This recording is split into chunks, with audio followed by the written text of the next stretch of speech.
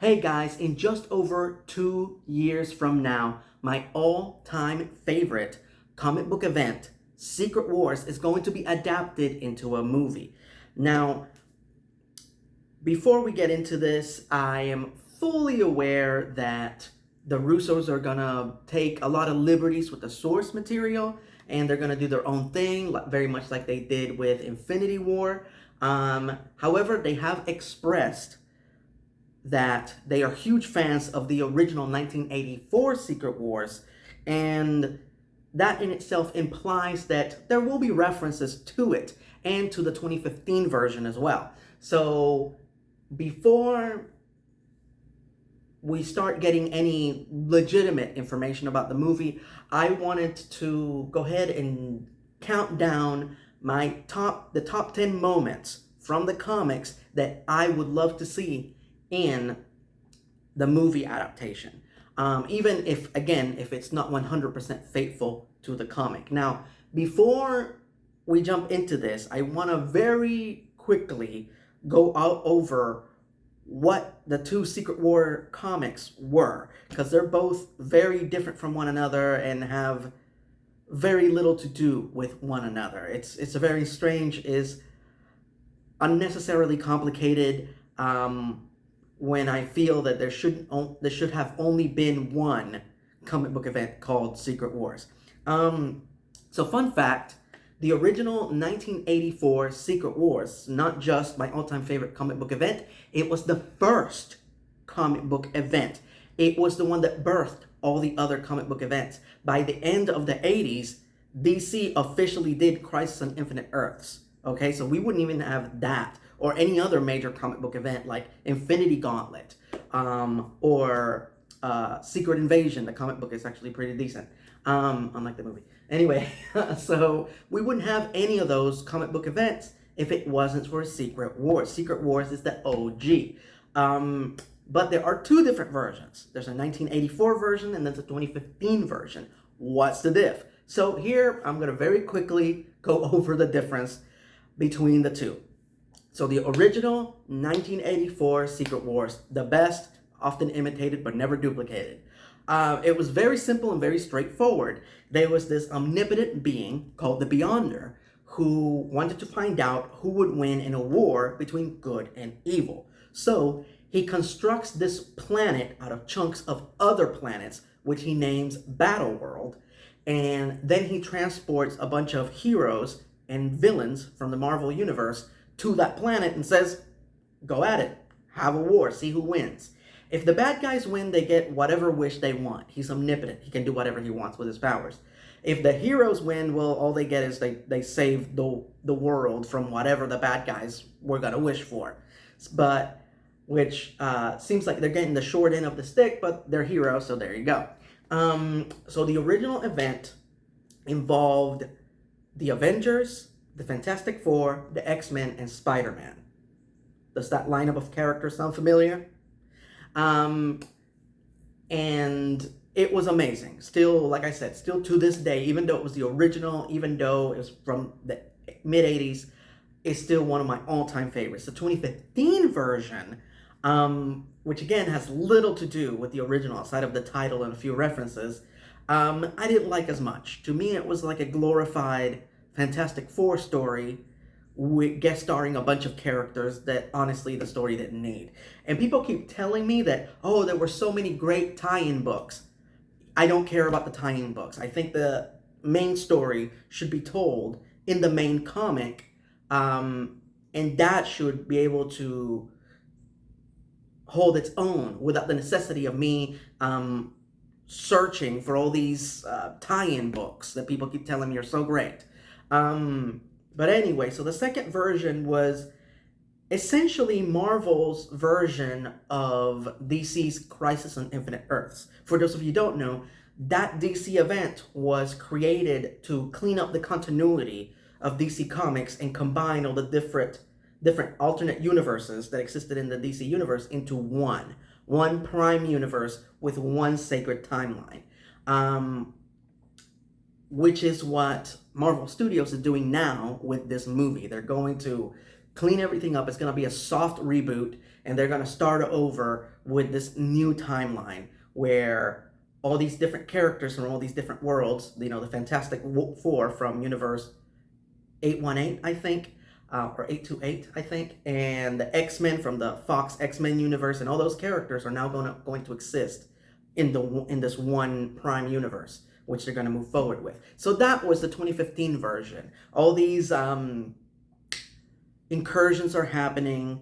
Characters from different alternate versions of the Marvel Universe are popping up, and Doctor Doom takes advantage of the situation and uses the Molecule Man, manipulates him into creating his new world, which ends up being Battle World.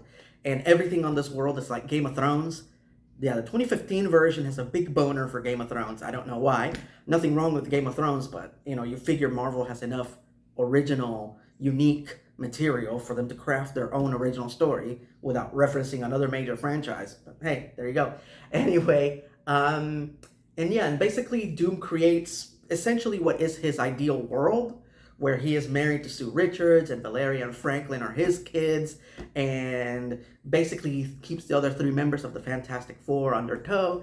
And it has a few good moments, but as a whole, I don't think the story is very good. And that was the 2015 version, and the basic purpose of the book was to do what DC did in the 80s with Crisis, and take all these really popular characters from alternate versions of the Marvel Universe, like Miles Morales, Spider-Gwen, the Samuel L. Jackson version of Nick Fury, and bring them all into the main Marvel Universe, 616 universe with the Sacred Timeline. So there you go. That's what the two different versions of Secret Wars were. There you go. So without further ado, I'm going to count down the top 10 moments from those comics that I would love to see in the film version in just over 2 years from now. Number 10, Rhodey puts on the Iron Man suit. All right, this might sound like sacrilege to some of you, but just hear me out for just 1 second. As it very much in Marvel tradition, whatever continuity was transpiring in the individual comic books of each character that was involved in Secret Wars, that continuity also applied to Secret Wars. So whatever state the characters were in when they were summoned to the Secret Wars, that's the state that we're in during the event. Like, for example, in the Fantastic Four, Sue is missing because she was taking maternity leave in their own comic.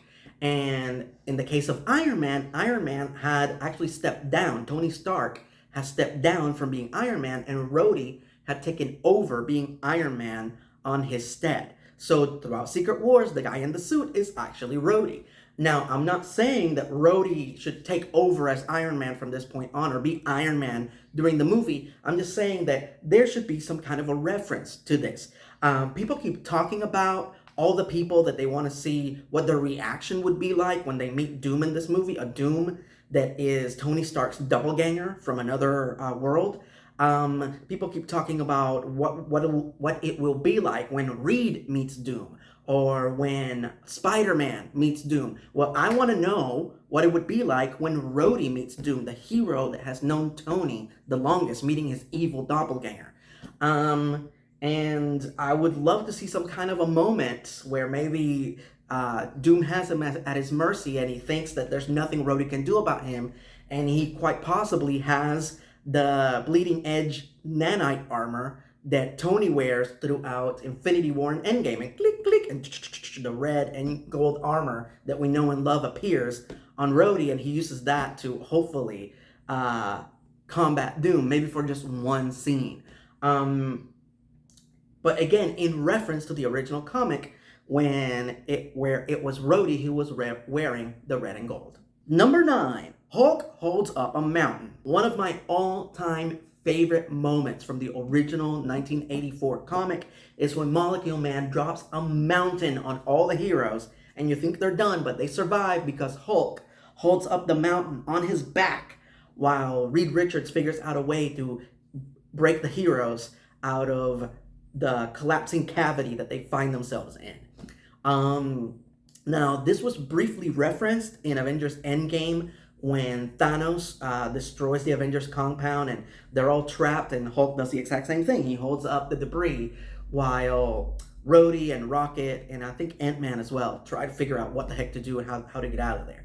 But I would love to see this moment recreated. Why not? It's such a great, awesome moment, showing the heroes working together for the first time in the story. Number 8, the heroes versus Galactus. So spoiler alert for those of you who haven't seen Fantastic Four First Steps, but Galactus is not destroyed at the end. He's vanished to another solar system or quite possibly another universe. So he's still out there. So it's very possible that they could recreate one of the key moments from the original comic book event and have Thanos attack Battleworld, try to consume Battleworld. And this time there's no negotiating with him. He is hungry. There's a planet right there. There's a brand new planet right there, and he is going to eat it. And it's an epic brawl with all the heroes taking on Galactus while they should be focusing their attentions on other things. It's an awesome moment. It's an awesome action sequence, and I think it would be a great addition to the film adaptation. Number 7, Sheriff Strange. So this is from the 2015 version, and like I said, Doom changes everything to his ideal version of the world, and he could make anyone his second in command, his attack dog, his enforcer, and he chooses Doctor Strange. Now, there's already rumors going around that is exactly what Benedict Cumberbatch, the character that Benedict Cumberbatch is going to be playing in the movie, as Doom will rearrange reality. And I hope this is true because it will be a great and interesting and unique new way to use the character. What would Doctor Strange be like as an enforcer to a villain as opposed to a hero that would stand against him? Number 6, Ben Grimm turns human again. So in the original comic, there's this phenomenon that keeps happening throughout the book, which is kept a complete mystery until a comic book that came after the event, which is that for some reason on Battleworld, Ben can turn human again. Most of the time by accident, sometimes at will. And which seems like a great thing for him to be able to be human again, but unfortunately, they are fighting the ultimate battle. He needs to be the Thing. That's the beautiful irony of it all. So I think that would be wonderful if that was recreated. His struggle with being the Thing was slightly, subtly hinted at in Fantastic Four First Steps. Here, we would get to see it in full effect during this big crisis where he is turning human when he doesn't want to be human right now. He needs to be the Thing. He needs to fight. He needs to help his fellow heroes win this. And also, I mean, would it be so bad to see Ebon Moss-Bachrach on camera for a couple of scenes? I don't think anybody would complain about that. Number 5, Savage Hulk. So fun fact, in the original 1984 version, Bruce Banner, as the Hulk, had regained some of his consciousness, of his intelligence. So this was a slightly smarter Hulk. It wasn't Professor Hulk like what we got in Endgame. But this was a Hulk who is more rational, who is more subdued than what we are used to. Not a genius, but also not a savage. And because, again, just like what I explained with Ben Grimm, they are facing the ultimate battle.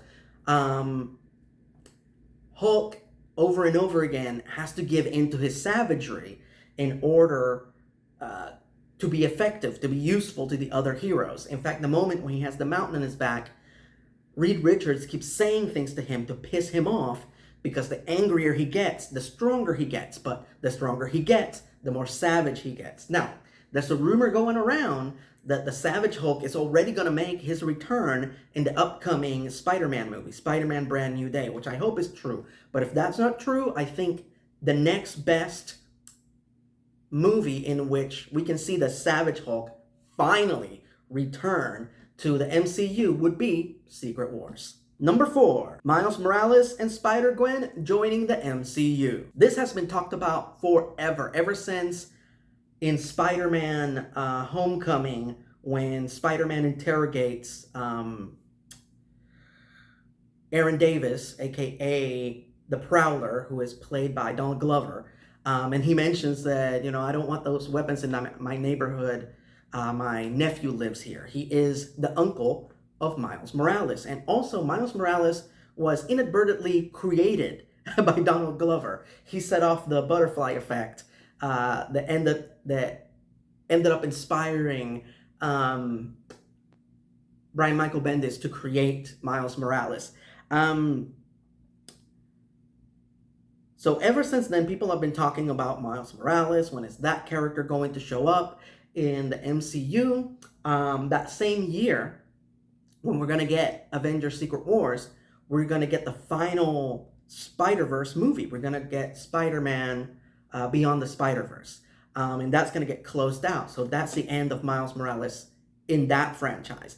And potentially, it would be a great spot. It would be a great moment for, a few months later in December for him to pop up in the MCU for the first time ever, played by a young, hungry, unknown actor that we can watch flourish and grow and evolve in this huge multi-million-dollar franchise. As far as Spider-Gwen, guys, she has to be played by Emma Stone. There's nobody else that can do it, okay? It needs to be Emma Stone from an alternate universe showing up as full-on Spider-Gwen. And I think it would be a great reference to the fact that Secret Wars was the first place that we ever saw the Julia Carpenter Spider-Woman. And that's the way in which I think they can use Spider-Gwen in the story in the place of Julia Carpenter, who doesn't exist in live action at all. Number 3, Doom kills Thanos. So in both versions, Dr. Doom becomes ridiculously powerful. In the original, he does so by stealing the Beyonder's powers. And then in the second version, in the 2015 version, he does so by manipulating the Molecule Man. But he is insanely powerful. In the 2015 version, Thanos shows up to oppose him, a Thanos from another universe. And Doom just walks right up to him and easily shows off just how powerful he is and just takes out Thanos in the most ridiculously violent way by just reaching into him and like ripping out his spine with his skull, just like a predator. And I think that would be an awesome moment. It would be a great moment to show just how powerful he is and how much bigger of a threat he is than Thanos. While I'm on the subject of him becoming all powerful, in both versions, Doom removes his mask. In the original version, he actually fixes his face. So if there's a moment in these new movies when he removes his mask and he looks like Robert Downey Jr. and he's super handsome, just FYI, it happened in the original 1984 version. However, I think it would be more interesting if they did what they did in the 2015 version where he removes his mask and he is horrifically scarred. Because in his idealized version of the world, he would still be Dr. Doom. He loves being Dr. Doom, in spite of the fact that he is the ruler of everything. He's defeated the Fantastic Four. He's married to Sue. Reed's kids are his kids. But on top of all that, he still wants to be Dr. Doom. He loved being Dr. Doom. And a huge part of Dr. Doom's identity is having the scarred face. So I thought that was a brilliant touch from that comic, who, like I said, while I didn't like it overall, it did have some great concepts and some great moments. And that was one of them. That in order for him to maintain this position of power, he's willing to keep the one part of his physicality that he's most ashamed of. Number 2, Deadpool is part of the events, but is then erased from memory. So this is a little bit of a cheat. This isn't from the 1984 version, and this isn't from the 2015 version. This is from kind of an Elseworlds type book that was also released in 2015 called Deadpool's Secret Wars, that basically retcons the events of the original Secret Wars to include Deadpool, which in itself doesn't make any sense because, like I just said many times throughout this video, the original Secret Wars take place in 1984.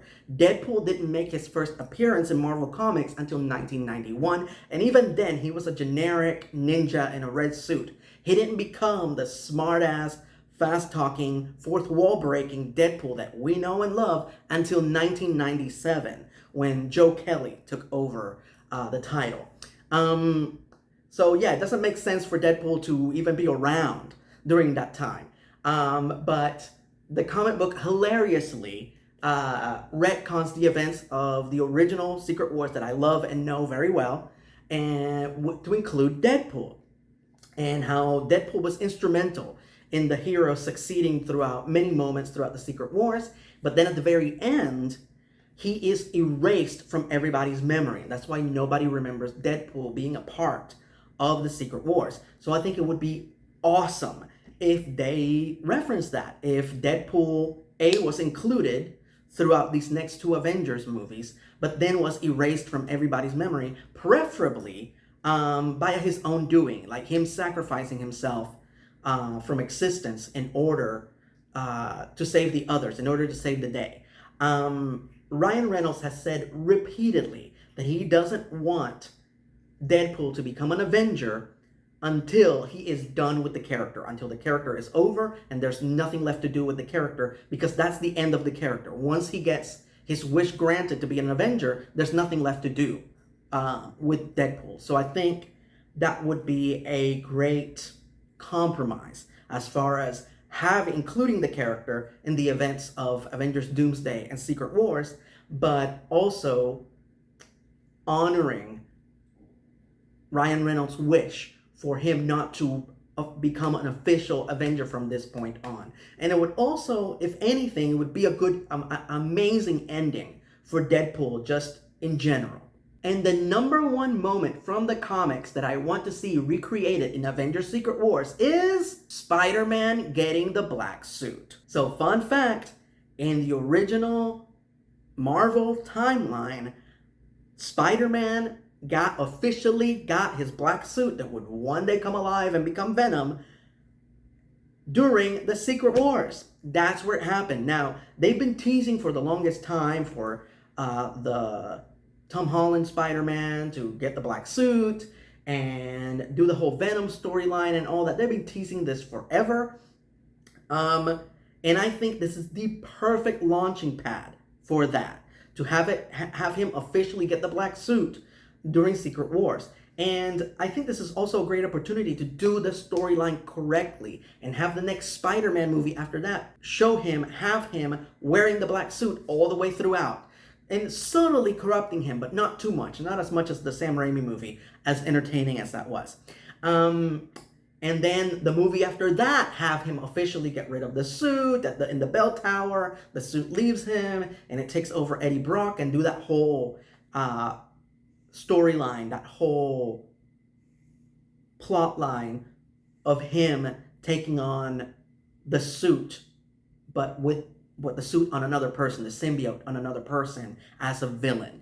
The question that everybody is, the thing that everybody's arguing about is whether or not it should be Tom Hardy as Venom. And I know this might be considered a hot take, but I don't think it should, because they worked so hard to portray him as a good guy in his Venom movies. I think that would be a disservice to all the work that they did to have him come back as this new character in a new continuity who has no memories of what happened in the Venom movies, and then have him be taken over by the suit and be corrupted and be a villain. And I definitely think they should do the villain story. I think, in my humble opinion, a lot of you may disagree, but I think Venom works better as an antagonist than an anti-hero, as far as I'm concerned. I've never been a fan of Venom being a hero, even though I did watch and for the most part enjoyed the Venom movies. But I think he was better when he was a dark, sinister version of Spider-Man. The character was far more interesting and far more unpredictable. But unfortunately, he was a character that was a victim of his own success, and everybody loved him, and he sold a lot of comics, so they decided to make him a good guy. And after they made him a good guy, they realized, oh my god, this guy eats brains.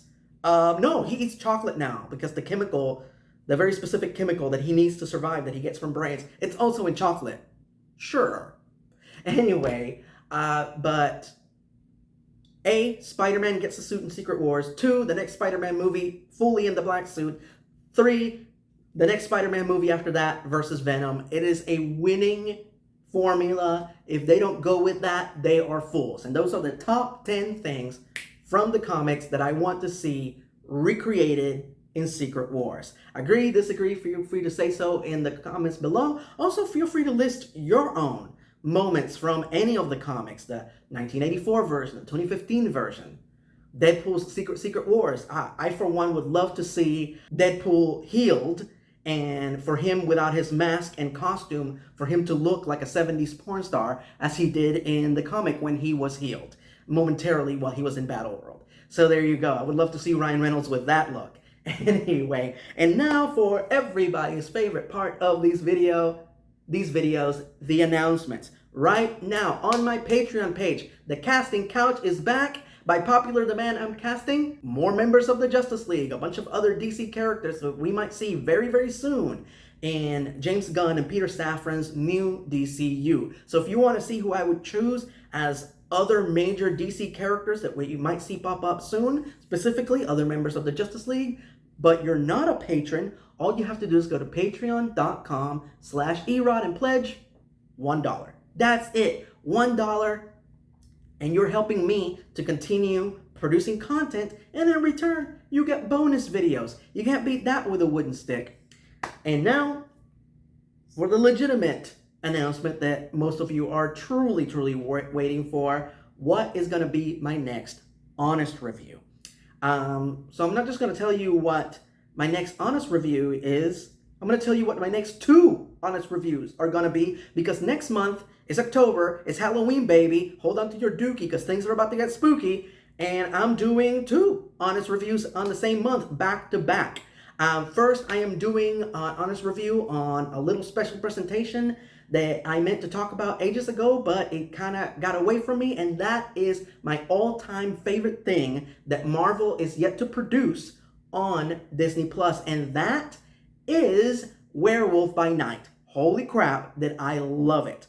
So yeah, I'm definitely going to be talking about that, the black and white version, the color version, the whole shabam. Going to be talking about that in just a few weeks on this very channel. And the very next week after that, during that very spooky month, I'm going to be doing an honest review of Marvel Zombies.